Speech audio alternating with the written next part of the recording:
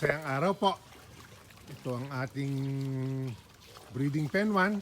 Kung nasaan ang ating mga nakatatandang mga inahin. Bibigay lang po ng ating pakain ngayong hapon. Yan po ang ating bulugan, si Mr. Third. Marami pa po ang ating kailangang awatin sa mga biik natin dito. Kaya yan po, malawak ang kanilang pakainan dahil marami po sila.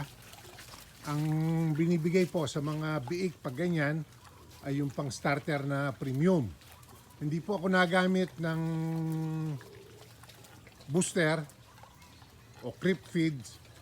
Starter premium po ang pinakauna kong ibinibigay sa ating mga native. Kasi po yung mga booster ay designed sa mga hybrid na mabilis na nalaki. Kaya ang tingin ko po, sayang yung nutrition level ng booster kung gagamitin lang natin sa mga native dahil hindi naman po ganun kalaki ang growth potential ng ating mga alaga. O yan po. Ang sa mga inahin naman po ay pellets lang na yung pinakamurang pellets po na nakukuha ko, ibinibigay ko. Sustansya naman po na yung ating sapal ng soya na ginagamit din. Yan lang po ang problema ko. Yung mga kambing, nakikipasok, nakikikain din po sa ating mga baboy. Kahit na binibigyan na po namin sila ng sarili nilang pagkain doon sa ilalim ng mga building na pure soya.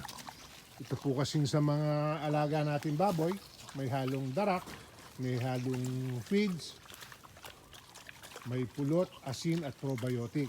Kaya po mas mabango, mas malasa. Kaya napunta pa rin po ang mga kambing sa ating pakainan maliban dun sa kanilang ibinibigay na rasyon.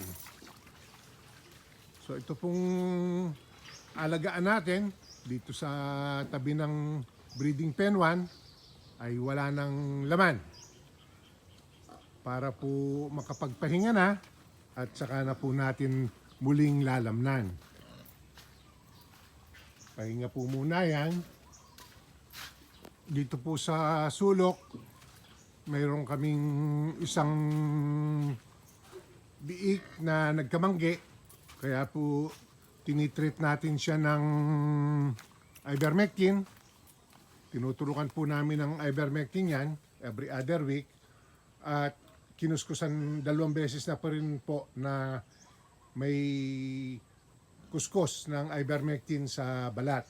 Gumaganda na po yung kanyang balat. Baka isang kuskusan na lang at isang turok ay pwede na nating isama uli sa ating mga alaga yung iwinalay nating biik.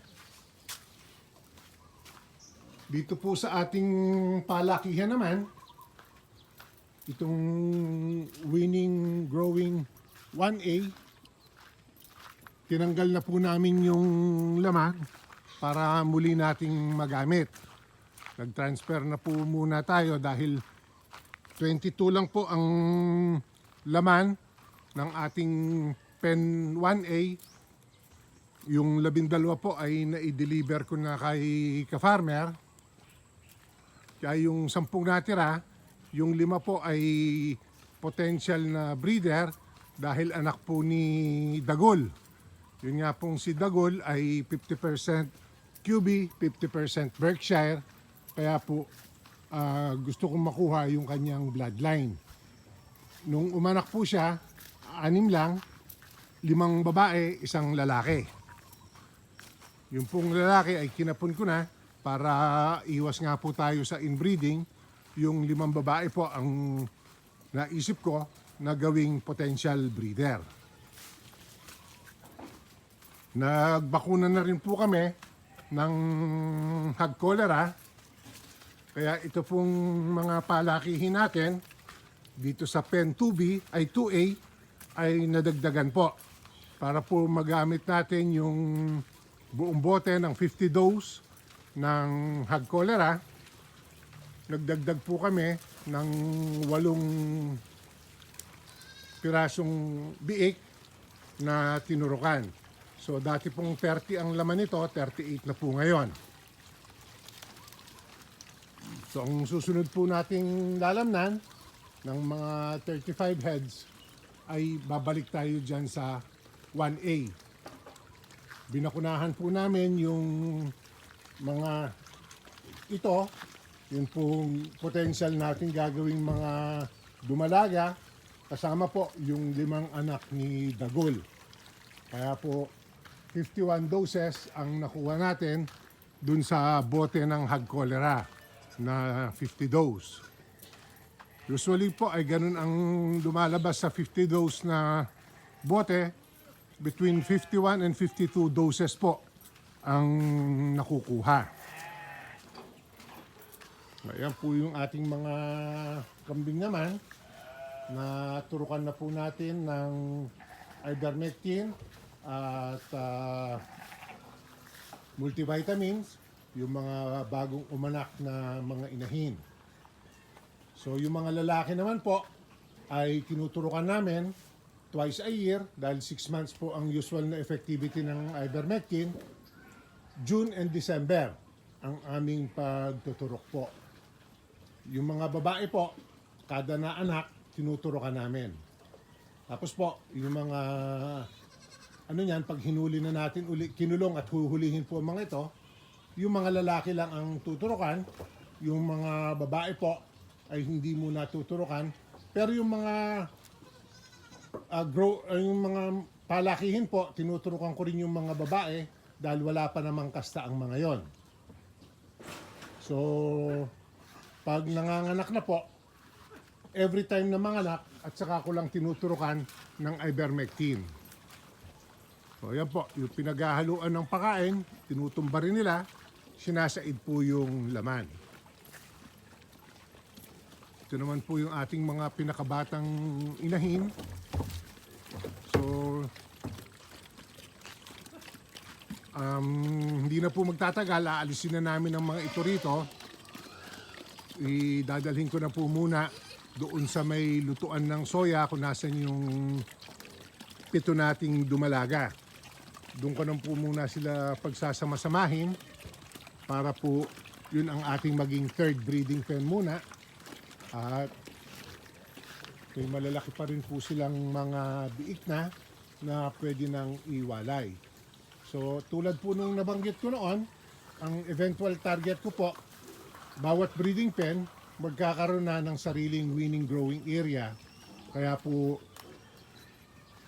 pag nakapagparami na tayo, unti-unti nating i-develop itong area dito sa may likuran pa.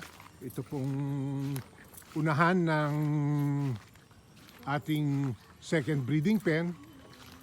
Mas maliliit pong winning growing cages ang ating ilalagay dito para po magkakasama lumaki yung mga biik natin per pen. Mas madali po nating ma-identify.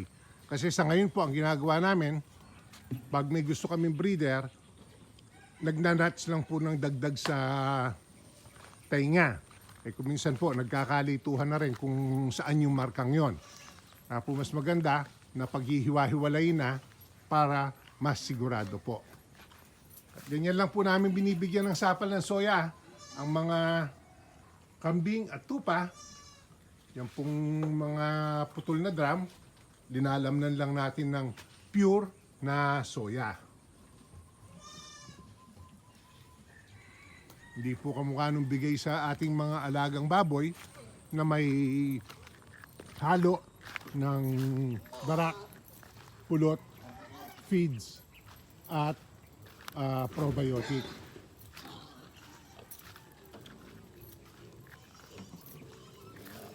So ito po ang ating update ngayong araw dito sa 4A Animal Farm.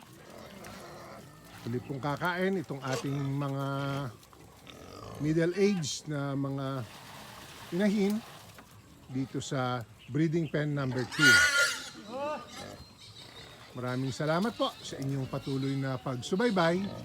Please share, like, and subscribe.